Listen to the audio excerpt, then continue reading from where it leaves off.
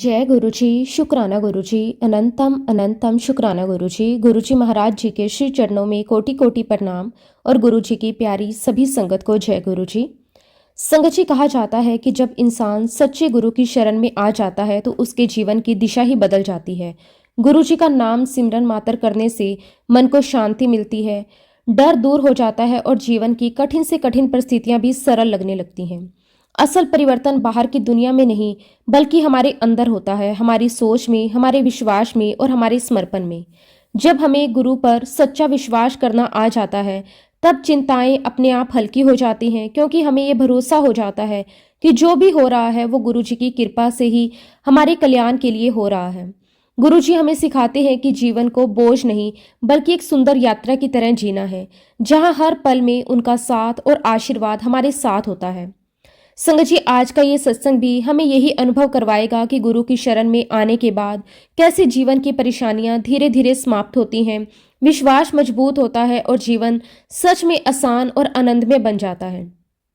आइए पूरे प्रेम और श्रद्धा से हम इस सत्संग को शुरू करते हैं। संगत जी, आज हम गुरुजी महाराज जी की बहुत ही प्यारी और पुरानी संगत का सत्संग सुनेंगे। संगत जी, सबसे पहले मैं गुरुजी महाराज जी के चरणों में कोटि कोटि नमस्कार करता हूँ कि आज गुरुजी महाराज जी ने मुझे ये सुनहरा अवसर दिया कि मैं अपनी ये प्यारी सी जर्नी, वो अनमोल अनुभव जो मेरे जीवन में गुरुजी के साथ बीते हैं, उन्हें आप सभी के साथ साझा कर सकूं। सच कहूं तो ये मेरा सौभाग्य ही नहीं, बल्कि गुरु कृपा का प्रत्यक्ष प्रमाण है, क्योंकि बिना उनकी इच्छा के तो एक पत्ता भी नहीं हिलता। इस अवसर के लिए मैं बार बार गुरुजी का दिल से शुक्राना करता हूँ, उनका कोटि कोटि धन्यवाद करता हूँ कि उन्होंने मुझे इस योग्य समझा। संगत जी, हम नहीं जानते कि कितने जन्मों से गुरुजी महाराज हमें जानते हैं, या हम कितने जन्मों से उनके चरणों में जुड़े हुए हैं। कई बार मन में ये विचार आता है कि कोई रिश्ता जो पहली मुलाकात में ही इतना अपना लगने लगे, वह निश्चित ही इस जन्म का नहीं होता। और जैसा कि गुरुजी हमेशा फरमाते थे कि मेरी संगत के साथ कुछ भी इत्तेफाक नहीं होता, सब कुछ प्लानिंग के तहत होता है। तो जब मैं अपने जीवन की घटनाओं को पीछे मुड़कर देखता हूँ तो मुझे हर कदम पर उनकी वही दिव्य योजना नजर आती है। उसी योजना के तहत, उसी कृपा के कारण इस जन्म में भी मेरा रिश्ता गुरुजी महाराज जी के साथ जुड़ा। मेरा आध्यात्मिक यात्रा वास्तव में वहीं से शुरू हुई। संगत जी, इस सत्संग की शुरुआत हम एक कहानी के साथ करेंगे। संगत जी, आज जो कहानी मैं आपको सुनाने जा रहा हूँ, ये सिर्फ एक किसान की कहानी नहीं है, ये विश्वास की कहानी है। ये उस रिश्ते की कहानी है जो इंसान और भगवान के बीच होता है। एक छोटे से गांव में गोपाल नाम का एक किसान रहता था। उसकी जिंदगी बहुत साधारण थी। छोटा सा कच्चा घर, बूढ़ी माँ, उसकी पत्नी और 2 छोटे बच्चे। उसके पास सिर्फ 3 बीघा जमीन थी, लेकिन वही उसकी पूरी दुनिया थी। गोपाल हर सुबह खेत जाने से पहले भगवान के आगे दिया जलाता और कहता, हे मेरे मालिक, मेहनत मेरी है, लेकिन सब कुछ तेरे हाथ में है। सालों तक सब ठीक चलता रहा। कभी फसल अच्छी होती, कभी कम, लेकिन घर चलता रहा। फिर एक साल ऐसा आया जिसने गोपाल की जिंदगी बदल दी। उस साल बारिश समय पर नहीं हुई, खेत सूखने लगे। जो बीज उसने उधार लेकर बोए थे वो मिट्टी में ही खराब होने लगे। कर्ज बढ़ता जा रहा था। एक दिन साहूकार घर आया और बोला, अगर इस बार पैसे नहीं दिए तो जमीन ले लूंगा। ये सुनकर गोपाल की पत्नी रोने लगी, बच्चे भूखे सोने लगे। उस रात गोपाल पहली बार भगवान के सामने बैठकर रो पड़ा। मैंने कभी किसी का बुरा नहीं किया, फिर मेरे साथ ही क्यों? लेकिन अगले ही पल उसने अपने आंसू पोंछे और कहा कि ठीक है मालिक, अगर ये परीक्षा है तो मैं हारूंगा नहीं। अगले दिन वह फिर खेत गया। पड़ोसी किसान बोले, अब क्या करेगा, सब खत्म हो गया। गोपाल ने मिट्टी उठाकर माथे से लगाई और बोला, जब तक भगवान है तब तक कुछ भी खत्म नहीं होता। उसने आखिरी बचा बीज भी खेत में डाल दिया। गांव वाले हंसने लगे, पागल हो गया है, सूखी जमीन में बीज डाल रहा है। लेकिन गोपाल रोज खेत जाता, मिट्टी को देखता और भगवान से बात करता। मैंने अपना काम कर दिया है, अब तू संभाल। दिन बीतते गए, कोई बारिश नहीं हुई। घर में खाने के लिए अनाज भी खत्म होने लगा। एक दिन उसकी छोटी बेटी ने पूछा कि बाबा, भगवान हमें खाना क्यों नहीं देते? ये सुनकर गोपाल का दिल टूट गया। उसने बेटी को गोद में उठाया और कहा, देते हैं बेटा, बस देर करते हैं। उस रात अचानक मौसम बदला, तेज हवाएं चली, बादल आए और जोरदार बारिश शुरू हो गई। गोपाल घर से बाहर भागा, आसमान की तरफ देखकर रोने लगा। शुक्र है मालिक, तेरा बहुत बहुत शुक्र है। कुछ हफ्तों बाद खेत में हरियाली छा गई। जहां बाकी किसानों की फसल कमजोर थी, वहीं गोपाल के खेत में फसल लहरा रही थी क्योंकि उसने बीज सबसे पहले बो दिया था विश्वास के साथ। कटाई का समय आया। उस साल पूरे गांव में सबसे ज्यादा पैदावार गोपाल की हुई। कर्ज उतर गया, घर में अनाज भर गया, बच्चों के चेहरे पर मुस्कान लौट आई। कटाई के बाद वह खेत के बीच खड़ा होकर रोने लगा। पत्नी ने पूछा, अब क्यों रो रहे हो? गोपाल बोला, जब कुछ नहीं था तब भी मैं खेत आया क्योंकि मुझे भगवान पर भरोसा था। आज समझ आया भगवान फसल में नहीं थे, वो तो मेरे विश्वास में थे। उसका बेटा पास खड़ा था। उसने पूछा, बाबा भगवान जरूरी क्यों होते हैं? गोपाल मुस्कुराया, बेटे के सर पर हाथ रखा और कहा, क्योंकि बेटा जब सब लोग कहते हैं अब कुछ नहीं होगा, तब दिल के अंदर से एक आवाज आती है, कोशिश कर, मैं हूं। वो आवाज ही भगवान की होती है। इसलिए संगत जी, जब हम गुरु जी की शरण में आ जाते हैं तो विश्वास रखना बहुत ज्यादा जरूरी होता है। इंसान की समझ बहुत छोटी होती है लेकिन गुरु की कृपा का दायरा अनंत होता है। अब संगत जी, मैं अपनी जर्नी, मेरी यात्रा गुरु जी महाराज जी के साथ कैसी शुरू हुई, मैं आपके साथ वो शेयर करता हूँ। संगत जी, उन दिनों की बात है जब मैं गुरु जी महाराज जी के चरणों में पहली बार गया। उस वक्त संगत जी हमारी शादी हो चुकी थी और हमें लगभग 6 साल हो चुके थे, लेकिन हमारे कोई संतान नहीं थी। बाहर से हम सामान्य दिखते थे लेकिन अंदर से एक खालीपन था, एक दर्द था जिसे हम किसी से कह भी नहीं पाते थे। समाज के सवाल, रिश्तेदारों की बातें, डॉक्टरों के चक्कर, सब कुछ चल रहा था लेकिन मन को सुकून कहीं नहीं मिलता था। हर मंदिर गए, हर उपाय किया, लेकिन कहीं ना कहीं दिल में एक बेचैनी बनी रहती थी। मेरे एक मामा जी थे जो पहले से ही गुरुजी के पास जाते थे। संगत जी, गुरुजी ने मेरे मामा जी को बहुत बहुत ब्लेस किया था। उनके जीवन में गुरुजी ने ऐसे ऐसे चमत्कार किए थे जिन्हें सुनकर ही आश्चर्य होता था। कई बार तो हम सोचते थे कि क्या सच में ऐसा हो सकता है, लेकिन जब मामा जी अपनी आंखों देखी बातें बताते थे तो दिल मान भी जाता था। उनके जीवन में आर्थिक समस्याएं खत्म हुई, स्वास्थ्य की परेशानियां दूर हुई और सबसे बड़ी बात, उनके चेहरे पर एक अलग ही शांति दिखाई देती थी। वह शांति हमें बहुत आकर्षित लगती थी। एक दिन संगत जी, मामा जी ने मुझे बड़े प्यार से कहा कि तुम मेरे गुरुजी महाराज जी के पास चलो, उनका आशीर्वाद लो, देखना तुम्हारे जीवन में भी बाहर आ जाएगी, खुशियां आ जाएंगी। उन्होंने कहा कि गुरुजी के दरबार में कुछ भी असंभव नहीं है, वहां केवल प्रेम मिलता है, अपनापन मिलता है। जो भी सच्चे दिल से जाता है वह खाली नहीं लौटता। उनकी बातें सुनकर मेरे मन में भी एक इच्छा जागी, लेकिन शायद उस समय हमारा बुलावा नहीं था। जब संगत जी ये सारी बातें मामा जी के साथ चल रही थी, ये समय था 1994-1995 का, लेकिन तब संगत जी गुरु जी के दरबार में हमारा बुलावा नहीं था। हम नहीं जा पाए। जीवन अपनी गति से चलता रहा। नौकरी, जिम्मेदारियां, परिवार की जिम्मेदारियां, सब यूं ही निकलता गया। लेकिन आज सोचता हूं तो लगता है वो भी गुरु जी की ही रजा थी, क्योंकि सही समय आने पर ही गुरु जी अपने पास बुलाते हैं। फिर संगत जी समय आया 1998 का। उन दिनों संगत जी मेरी पोस्टिंग कश्मीर से दिल्ली हो गई। ये बदलाव भी अचानक हुआ था, लेकिन अब समझ आता है कि ये भी उसी दिव्य योजना का हिस्सा था। दिल्ली आना हमारे जीवन का एक महत्वपूर्ण मोड़ बनने वाला था, लेकिन उस समय हमें इसका अंदाजा भी नहीं था।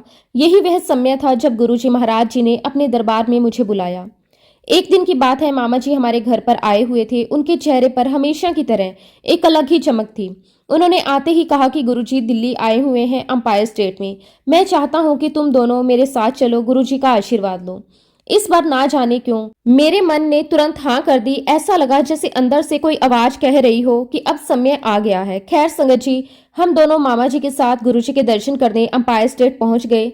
लेकिन संगत जी, काफी देर हो चुकी थी। हमें वहां पर ऑलरेडी काफी सारी संगत लंगर करके जा चुकी थी। माहौल में एक अलग ही पवित्रता थी, एक अलग सी खुशबू, संगत के चेहरों पर संतोष, सब कुछ मन को छू रहा था। जैसे ही हमने गुरुजी के चरणों में माथा टेका, दिल अपने आप भर आया। आंखों में आंसू आ गए बिना किसी कारण के। जब हमने गुरुजी के चरणों में माथा टेका तो गुरुजी ने सबसे पहले यही आदेश दिया कि जाओ, पहले लंगर करके आओ, फिर बात करेंगे। उस समय हमें समझ नहीं आया, लेकिन बाद में महसूस हुआ कि गुरु पहले सेवा और प्रसाद से जोड़ते हैं, फिर कृपा बरसाते हैं। और जब संगत जी हम लोग लंगर करके आए और गुरुजी के चरणों में बैठे, तब समय गुरुजी महाराज जी ने हमें इनविटेशन दिया। उन्होंने बड़े प्रेम से कहा कि 7 जुलाई को रेंज में मेरे बर्थडे का फंक्शन है, आप सबको आना है। उस पल हमें ऐसा लगा कि कोई बहुत बड़ा सम्मान मिल गया हो। दिल में खुशी भी थी और एक अजीब सी शांति भी। लेकिन संगत जी, प्रॉब्लम क्या हुई कि जहां मेरी पिछली पोस्टिंग थी वहां पर कुछ समस्या आ गई थी। मुझे ऑर्डर दिया गया कि जो समस्या है पहले उसको सोल्व करें, उसका सोल्यूशन निकालें, उसके बाद आप फिर से दिल्ली ज्वाइन करें।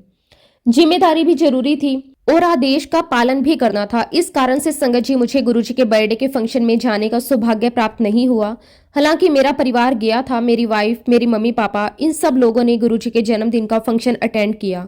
उन्होंने वापस आकर जो भी अनुभव बताए उन्हें सुनकर मन खुश भी हुआ और थोड़ा अफसोस भी हुआ कि मैं क्यों नहीं जा पाया। लेकिन शायद गुरुजी की इच्छा कुछ और ही थी। लेकिन एक बात मेरे साथ होने लगी थी, मैं जो भी काम में हाथ डाल रहा था मेरे हर काम सक्सेस हो रहे थे। फिर चाहे उस काम के होने की संभावना बहुत कम ही क्यों ना हो, मैं जो भी काम अपने हाथ में लेता हर काम सक्सेस होते जा रहे थे। कई बार तो ऐसा होता कि खुद मुझे भी भरोसा नहीं होता था कि ये काम हो पाएगा, लेकिन किसी न किसी तरह रास्ता बन जाता। जहां लोग कहते थे कि ये मुश्किल है, वहां काम अपने आप आसान हो जाता। जहां अड़चने आती थी वहां समाधान खुद सामने आ जाता। धीरे धीरे मुझे महसूस होने लगा कि ये केवल मेरी मेहनत का परिणाम नहीं है, इसके पीछे कोई अदृश्य शक्ति काम कर रही है। मन बार बार उसी दिन की तरफ चला जाता जब मैंने पहली बार गुरुजी के चरणों में माथा टेका था। और तब संगत जी मेरे मन में विचार आया कि गुरुजी महाराज जी के एक बार दर्शन करने का ये पुण्य प्राप्त है कि मेरे सारे काम सक्सेस हो रहे हैं, तो आगे जब मैं दर्शन करूंगा तो ना जाने मेरी लाइफ कहां से कहां बदल जाएगी। दिल के अंदर एक विश्वास पैदा होने लगा था कि गुरुजी का आशीर्वाद मिल जाए तो जीवन की दिशा ही बदल सकती है। गुरुजी का आशीर्वाद बहुत जरूरी है। ये भावना मेरे अंदर दिन प्रतिदिन मजबूत होती जा रही थी। अब मुझे केवल कामयाबी नहीं बल्कि गुरुजी से जुड़ाव चाहिए था, उनकी कृपा चाहिए थी। अब संगत जी जब मैं दिल्ली आ गया तो हमें बताया गया कि आप खुद अपनी मर्जी से गुरुजी के पास नहीं जाएंगे, उनसे बात नहीं करेंगे। अगर आपको उठाया जाएगा, बुलाया जाएगा, तभी आप गुरुजी के पास जाएंगे।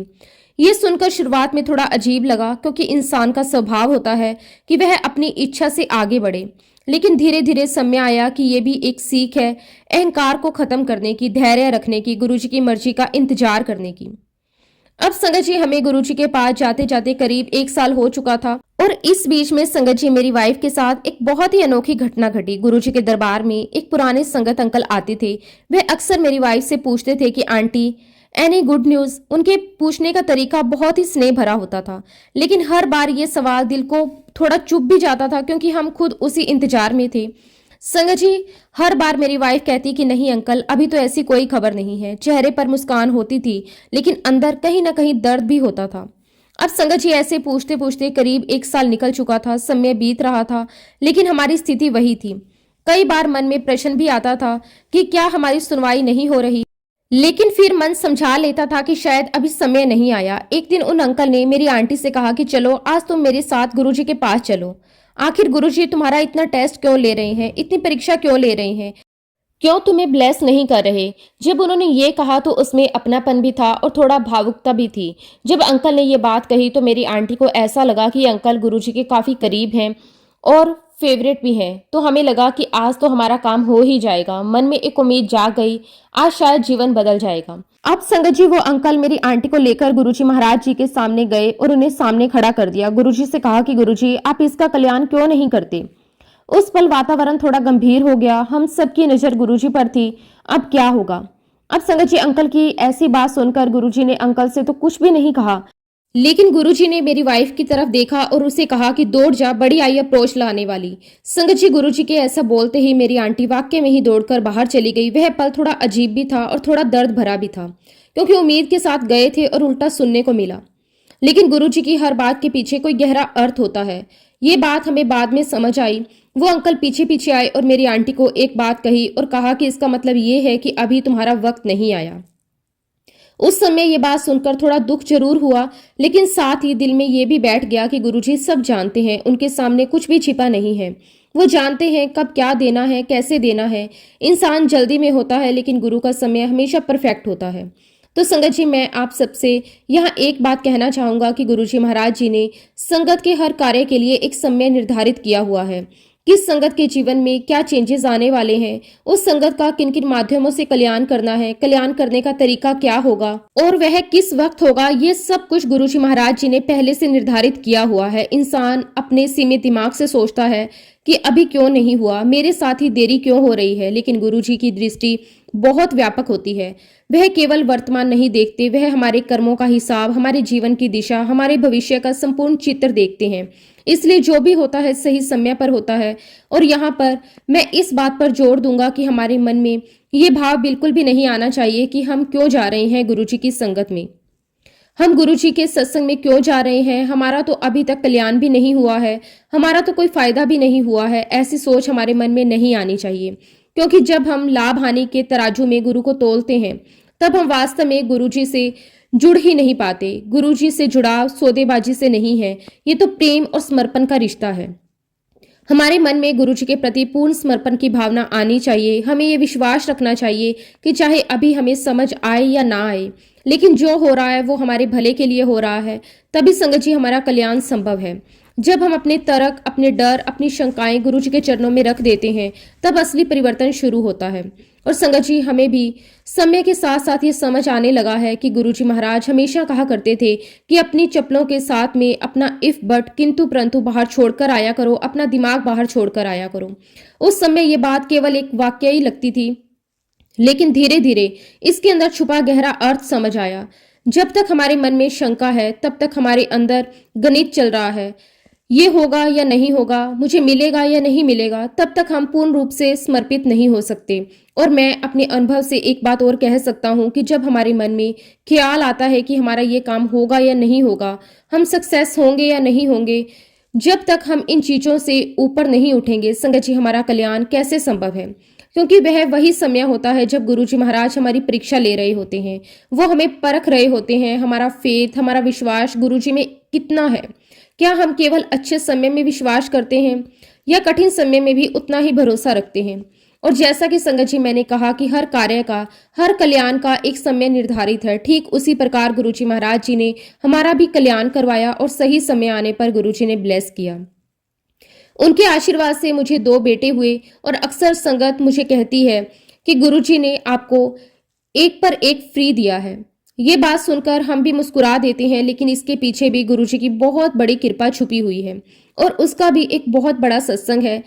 जब संगत जी गुरु जी महाराज जी ने हमें पहला बेटा ब्लेस किया तो हमारी खुशी का ठिकाना नहीं था।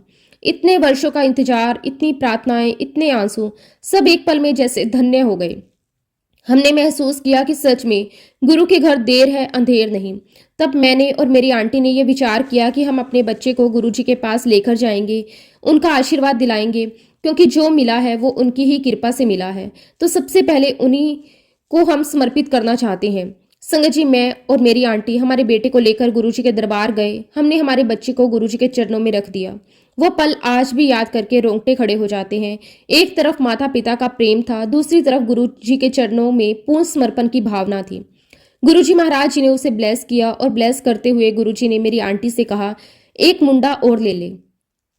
और जब संगत जी ये बात गुरु जी ने कही तो मेरी आंटी बहुत सरप्राइज हुई, क्योंकि हमने तो एक बच्चे की भी उम्मीद मुश्किल से पूरी होती देखी थी।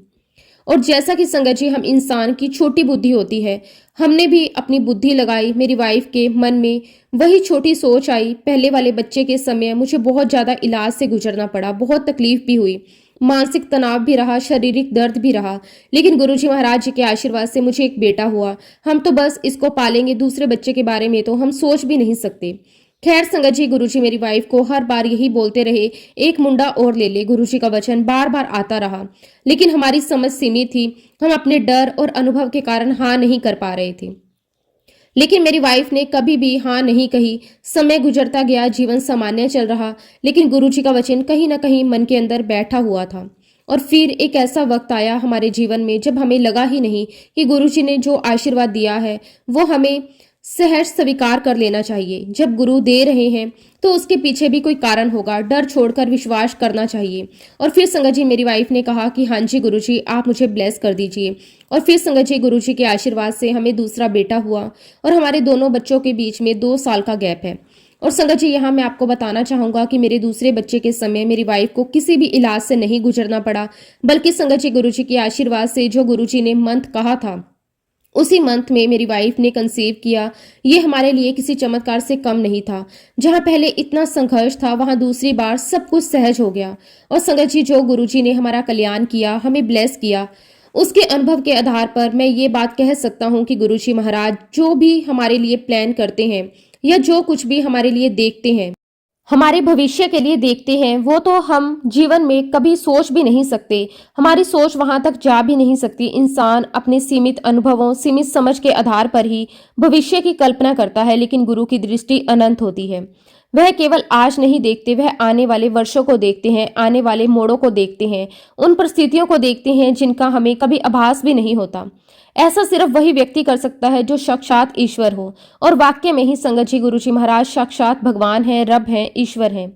जब इंसान उनके साथ थोड़ा सा भी समय बिताता है, उनके पास बैठता है, उनकी ऊर्जा को महसूस करता है, तो अंदर से एक आवाज आती है, ये कोई साधारण व्यक्तित्व नहीं है, ये कोई दिव्य शक्ति है जो मानव रूप में हमारे बीच बैठी है। और संगत जी, मैं आप सबसे यही कहूँगा कि किस काम के लिए कौन सा वक्त अच्छा है, इसका निर्धारण करना, इसको डिसाइड करना आपका काम नहीं है, ये काम गुरु जी का है। आपका काम सिर्फ इतना है कि आपको गुरुजी महाराज जी के ऊपर पूरा भरोसा रखना है, पूरी श्रद्धा रखनी है, पूरा फेथ रखना है। जब हम अपने निर्णय भी गुरुजी पर छोड़ देते हैं तब जीवन आसान हो जाता है। अब जैसा कि संगत जी मैंने आपको बताया कि हमें स्पष्ट रूप से बोल दिया गया कि आप खुद कभी भी गुरुजी महाराज जी से बात करने नहीं जाएंगे, अगर बुलावा आएगा तभी जाएंगे। ये नियम हमें बार बार समझाया गया था ताकि हम अनुशासन में रहें, अपनी इच्छा से आगे बढ़कर कोई जल्दबाजी ना करें। अब संगत जी 2-3 बार ऐसा हुआ कि गुरुजी ने किसी को इशारे से बुलाया तो मुझे लगा कि शायद मुझे बुलाया है। मन में एक उत्साह आ जाता था कि शायद आज मुझे अवसर मिल जाएगा, लेकिन जैसे ही मैं उठने लगता मुझे हाथ के इशारे से बिठा दिया जाता। उस समय थोड़ा संकोच भी होता था, थोड़ा अंदर से एहसास भी होता था कि अभी समय नहीं आया। और जब संगत जी गुरुजी महाराज जी ने वाक्य में ही मुझे बुलाया था अपने हाथ के इशारे से, तब संगत जी मुझे विश्वास ही नहीं हुआ कि गुरुजी मुझे बुला रहे हैं। मैं असमंजस में बैठा रहा, मन में बार बार यही प्रश्न आ रहा था, क्या सच में मुझे बुलाया है, कहीं मैं गलत समझ तो नहीं रहा। तब मेरे आसपास जो संगत बैठी थी उन्होंने मुझे कहा कि गुरुजी आपको बुला रहे हैं। तब मैं धीरे धीरे उठा, दिल की धड़कन तेज हो गई और कदम अपने आप भारी हो गए। संगत जी, मैं गुरुजी महाराज जी के पास गया, उनके चरण छुए और वहां बैठ गया। उस क्षण को शब्दों में बयां करना बहुत मुश्किल है। ऐसा लग रहा था जैसे समय रुक गया हो। और बैठते ही गुरुजी ने प्रश्न किया, इत्थे क्यों आया है? और संगत जी, मैंने तपाक से कह दिया, गुरुजी औलाद नहीं है। तो गुरुजी ने कहा, औलाद नहीं है तो हो जाएगी, भाग जा। संगत जी, स्पष्ट रूप से बताना चाहता हूं कि गुरुजी का ऑरा बहुत स्ट्रोंग था। उनके चेहरे पर इतना तेज था कि हम देखना भी चाहते थे पर देख नहीं पाते थे, आंखें अपने आप झुक जाती थी। उनके सामने बैठते ही एक अलग ही कंपन शरीर में महसूस होता था। उनसे बात करने में भी डर भी लगता था, सम्मान भी था और एक अजीब सी दिव्यता का अनुभव भी था। पता नहीं संगत जी मेरे अंदर कहां से हिम्मत आई, मैंने गुरुजी से कह दिया कि गुरुजी, मैं भजन वास्ते नहीं आया। ये शब्द मेरे मुंह से कैसे निकले मुझे आज तक समझ नहीं आया। शायद वो भी गुरुजी की ही प्रेरणा थी। गुरुजी ने मेरी बात सुनी, उनके चेहरे पर स्माइल आ गई। और सच कहूं संगत जी, गुरुजी के चेहरे पर जो स्माइल थी वो दुनिया की सबसे सुंदर स्माइल थी, सबसे खूबसूरत स्माइल जो आज तक मैं अपने जीवन में नहीं भूल पाया। उस मुस्कान में प्रेम भी था, अपनापन भी था कि सब कुछ ठीक होगा। और फिर संगत जी गुरुजी ने मुझे कहा कि ठीक है, फिर हर 8वें दिन आंदे रिया करो। जब गुरुजी ने ये बात कही संगत जी, मुझे बहुत ज्यादा आश्चर्य हुआ, क्योंकि संगत जी ये बात सिर्फ मुझे पता थी कि मेरी ड्यूटी की जो शिफ्ट है वह 8-8 दिन की होती थी। किसी और को ये जानकारी नहीं थी। हालांकि संगत जी, हम तब तक ये बात जान चुके थे कि गुरुजी महाराज ओमनी प्रेजेंट हैं, जानी जान है, उनसे कुछ भी नहीं छिपा है। लेकिन आज ये बात सीधे मेरे जीवन से जुड़ी हुई सामने आई तो मेरा विश्वास कई गुना बढ़ गया। मुझे अंदर से एहसास हो गया कि गुरुजी को सब पता है, हमारी नौकरी, हमारी परिस्थितियां, हमारी सोच, हमारा भविष्य, सब कुछ गुरुजी को पता है। और जब गुरुजी महाराज जी ने ऐसी बात कही तो मुझे और यकीन हो गया कि मैं सही स्थान पर हूं। अब जब संगत जी मेरी वाइफ का बच्चे के लिए ट्रीटमेंट चल रहा था, उसी बीच संगत जी मुझे एक कंपनी से MBA करने के लिए भेजा जा रहा था। यह भी जीवन का एक बहुत ही महत्वपूर्ण मोड़ था। एक तरफ परिवार की चिंता थी, दूसरी तरफ करियर की जिम्मेदारी। और कम से कम संगत जी 1.5 साल या 1.25 साल का कोर्स था। मुझे दूसरे शहर में रहना था, पढ़ाई करनी थी, प्रोजेक्ट करने थे। मन में कई बार चिंता आती थी कि इस दौरान परिवार कैसे संभलेगा, इलाज कैसे चलेगा, लेकिन फिर अंदर से आवाज आती, गुरुजी है ना। हालांकि संगत जी मुझे हर 15 दिन में अपने घर आकर अपनी फैमिली से मिलने की परमिशन थी। ये राहत जरूर थी कि मैं पूरी तरह दूर नहीं था। और संगत जी, मुझे पुरानी संगत ने स्पष्ट रूप से बताया था कि आपको अपना कर्म नहीं छोड़ना, आपको अपनी जिम्मेदारियां पूरी निभानी है, गुरुजी अपनी कृपा करेंगे। अब संगत जी, जिस समय हम लोग ये ट्रीटमेंट ले रहे थे उसी दौरान कंपनी की शॉर्ट लिस्ट आई जिसमें मेरा नाम शामिल था। ये खबर सुनकर एक तरफ खुशी भी थी क्योंकि करियर के हिसाब से ये बहुत बड़ा अवसर था, लेकिन दूसरी तरफ मन में चिंता भी शुरू हो गई। जीवन जैसे एक चौराहे पर खड़ा हो गया था। एक तरफ परिवार और संतान की इच्छा, दूसरी तरफ करियर और भविष्य का अवसर। अब जब संगत जी ये बात मैंने अपने घर में डिस्कस की तो मेरी वाइफ ने मुझे कहा कि हमारा ट्रीटमेंट चल रहा है, ये जब कोर्स आपका हो जाएगा तब भी आपको 1.25 साल या 1.5 साल के लिए बाहर ही रहना पड़ेगा। फिर तो जो हमारा इलाज चल रहा है वो अधूरा रह जाएगा, बच्चे पाने की जो चाहत है वो अधूरी रह जाएगी, फिर ये काम बहुत ही पोस्टपोन हो जाएगा। उनकी बात भी बिल्कुल सही थी। एक स्त्री के मन में जो माँ बनने की चाह होती है वो बहुत ही गहरी होती है।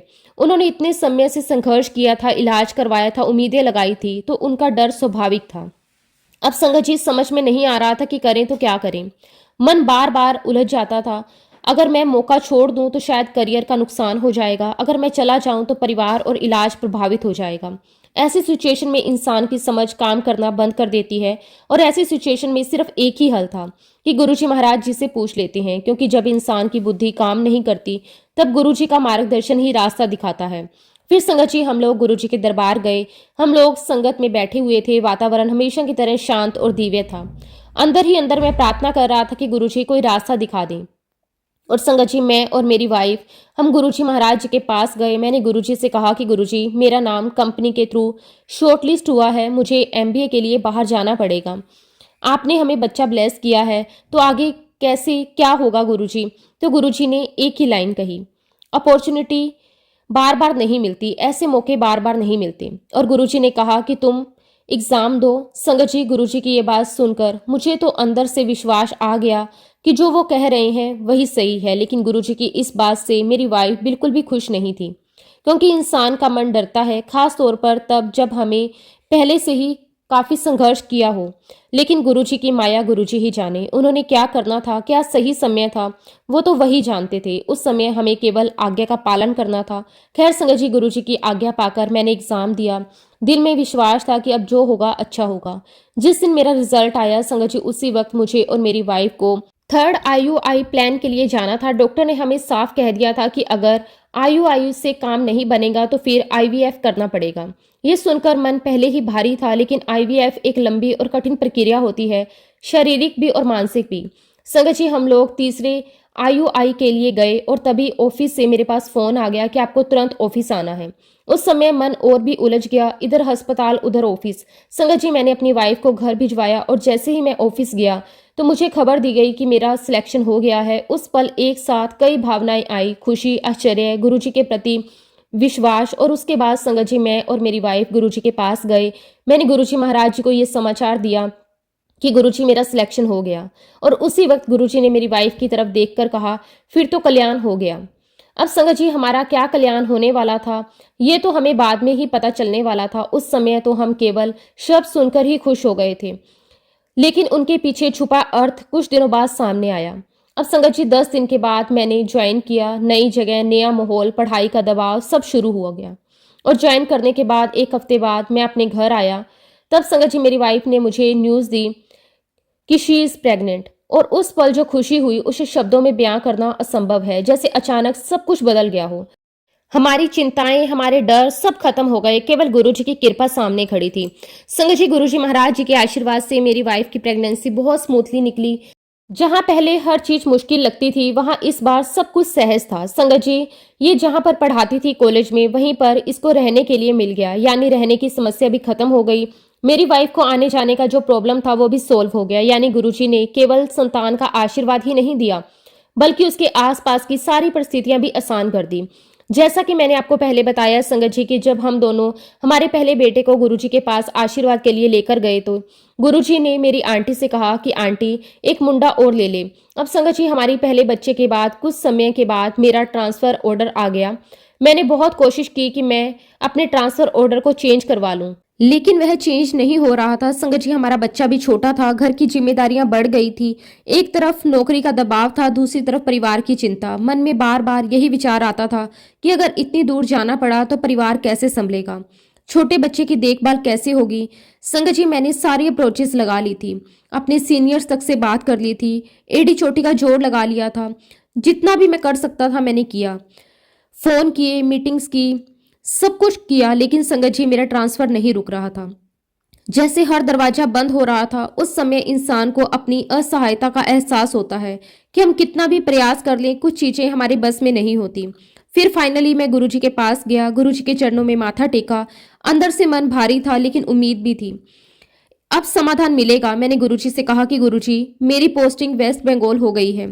तो गुरुजी मुझे कहते, जाओ फिर मच्छी खाओ वहां जाकर। मैंने कहा कि गुरुजी, ये सब तो मैं खाता नहीं। लेकिन गुरुजी ने मेरी बात नहीं सुनी। उन्होंने अपने हाथ के इशारे से जाने के लिए कहा और कहने लगे, चलो चलो छुट्टी हो गई। अब संगत जी, हम दोनों वैसे भी बहुत टेंशन में थे और ऊपर से गुरुजी महाराज जी ने कह दिया कि वेस्ट बंगाल जाओ। उस समय मन और भी ज्यादा उलझ गया था। इंसान उम्मीद लेकर जाता है कि समाधान मिलेगा, लेकिन गुरु का तरीका अलग होता है। वह तुरंत समाधान नहीं देते, पहले हमारी स्थिति को एक दिशा देते हैं। और तभी गुरुजी ने मेरी वाइफ को देखते हुए कहा, एक मुंडा और ले ले।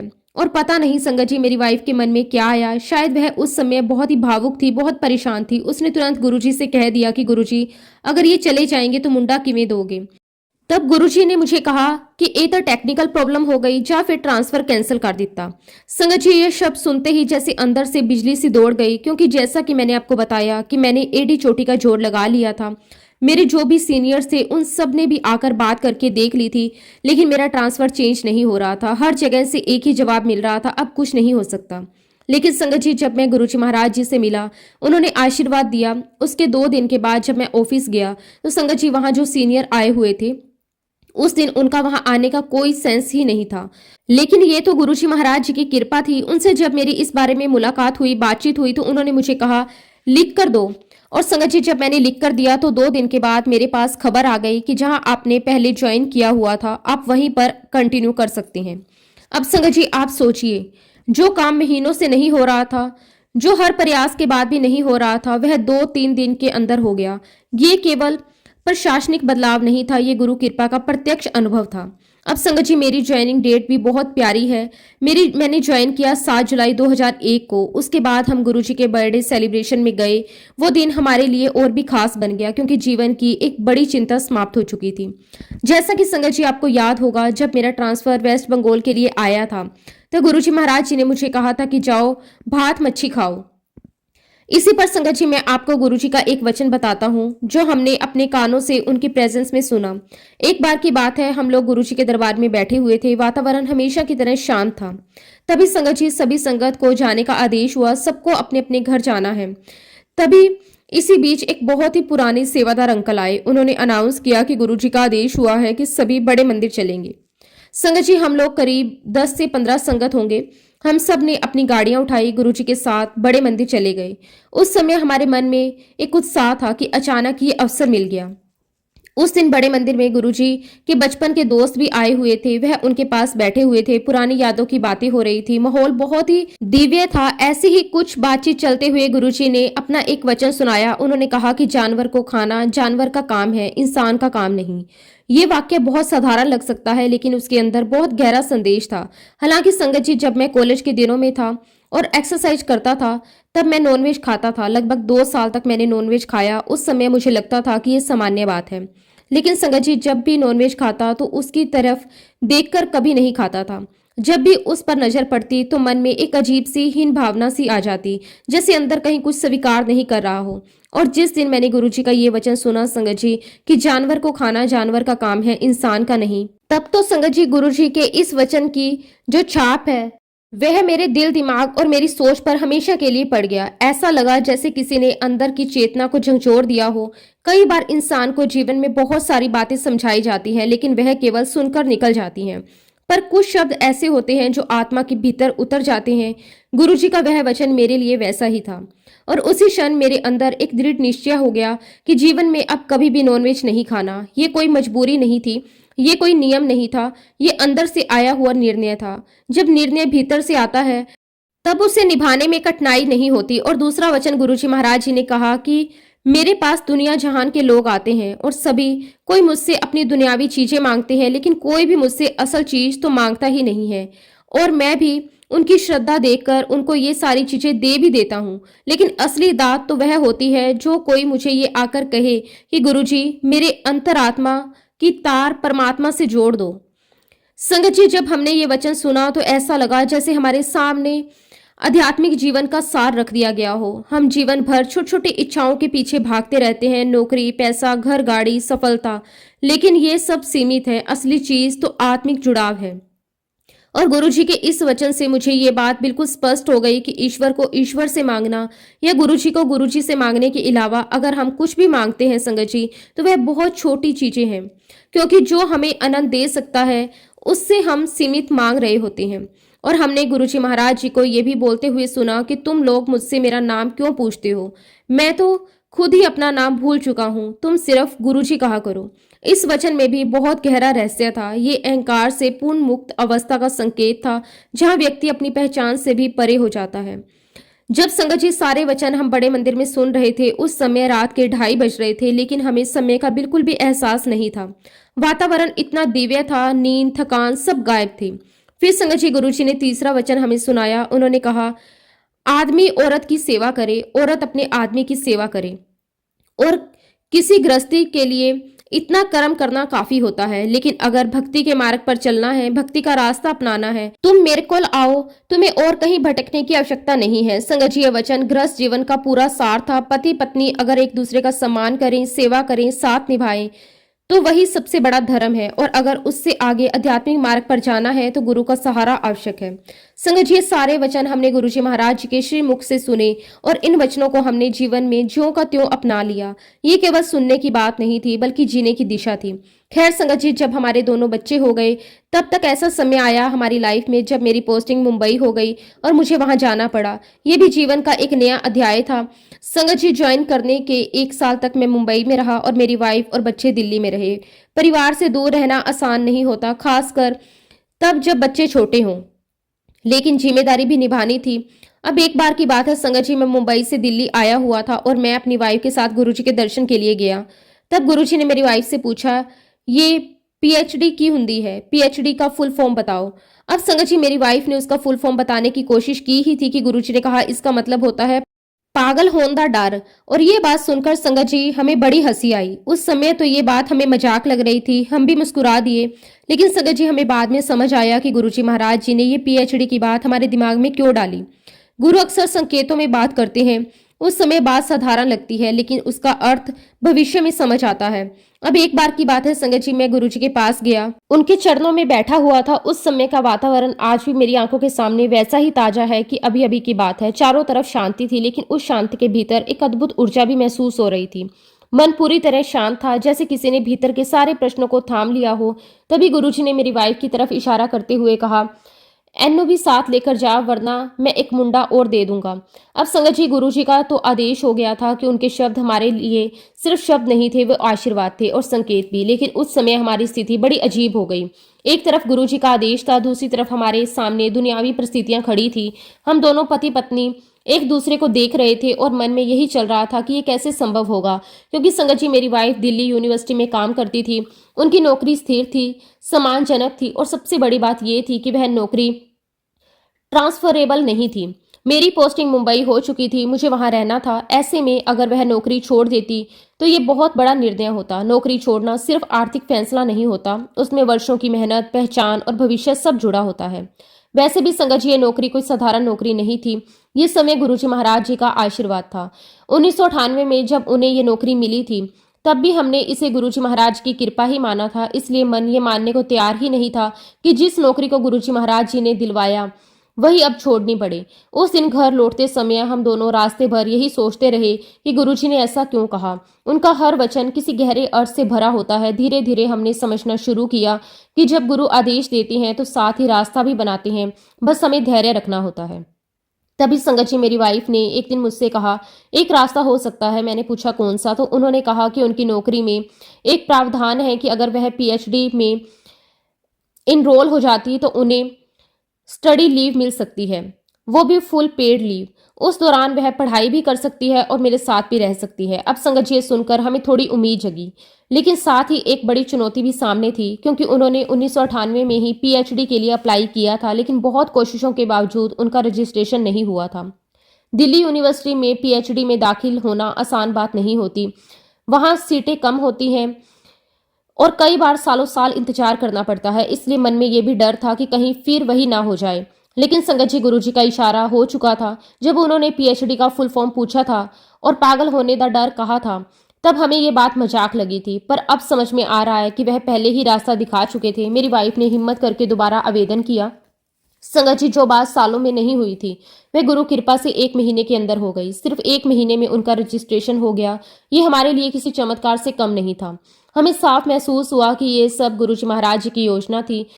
उसके बाद छुट्टियां भी कंफर्म हो गई। सारे औपचारिक काम बिना किसी रुकावट के पूरे होते चले गए। फिर वो दिन आया जब मेरी वाइफ बच्चों के साथ मुंबई आ गई। परिवार एक साथ हो गया। उस समय जो खुशी महसूस हुई, उसे शब्दों में बताना मुश्किल है। मुंबई में रहते हुए उन्होंने पूरी लगन से अपनी पीएचडी पर काम शुरू किया। घर की जिम्मेदारी, बच्चों की देखभाल, नई जगह का माहौल, इन सब के बीच पढ़ाई करना आसान नहीं होता। लेकिन संगत जी जब गुरु कृपा साथ होती है तो इंसान के अंदर एक अलग ही ऊर्जा आ जाती है। जहां लोग पीएचडी करने में 5 से 6 साल लगा देते हैं, कई बार उससे भी ज्यादा समय लग जाता है, वहीं मेरी वाइफ ने 2.5 साल के अंदर अपनी पीएचडी पूरी कर ली। हम खुद भी हैरान थे ये कैसे संभव हुआ, लेकिन मन जानता था ये हमारी क्षमता नहीं, ये गुरुजी महाराज जी की कृपा है। और सबसे सुंदर पल ये भी था कि जब उनकी पीएचडी पूरी हुई, वह अपनी डिग्री लेकर गुरुजी के पास गई। गुरुजी ने उस डिग्री पर अपने सिग्नेचर भी किए। हमारे लिए वह सिर्फ सिग्नेचर नहीं थे, वह आशीर्वाद की मोहर थी। उसके बाद संगत जी कई बार ऐसा हुआ कि गुरुजी ने संगत को हमारे घर भेजा, कहा कि आंटी के घर जाओ, देखो उसने अपना घर कितना साफ सुथरा रखा हुआ है। ये हमारे लिए बहुत बड़ी बात थी, क्योंकि गुरुजी किसी को यूं ही उदाहरण नहीं बनाते। धीरे धीरे हमें समझ आने लगा कि गुरुजी सिर्फ आध्यात्मिक मार्गदर्शक ही नहीं है, वह जीवन के छोटे छोटे पहलुओं तक में हमें संवारते हैं। घर कैसे रखना है, परिवार कैसे निभाना है, जिम्मेदारियां कैसे निभानी है। और ऐसे ही संगत जी गुरुजी के साथ हमारा ये सफर चलता रहा। गुरुजी ने मुझे, मेरे पूरे परिवार को बहुत बहुत ब्लेस किया। मैं गुरुजी महाराज जी का जितना भी शुक्राना करूं उतना कम है। शुक्राना मेरे मालिक, आपका अनंतम अनंतम शुक्राना। संगत जी सत्संग तो बहुत है, फिलहाल मैं अपने शब्दों को, अपनी वाणी को यहीं पे विराम देता हूँ।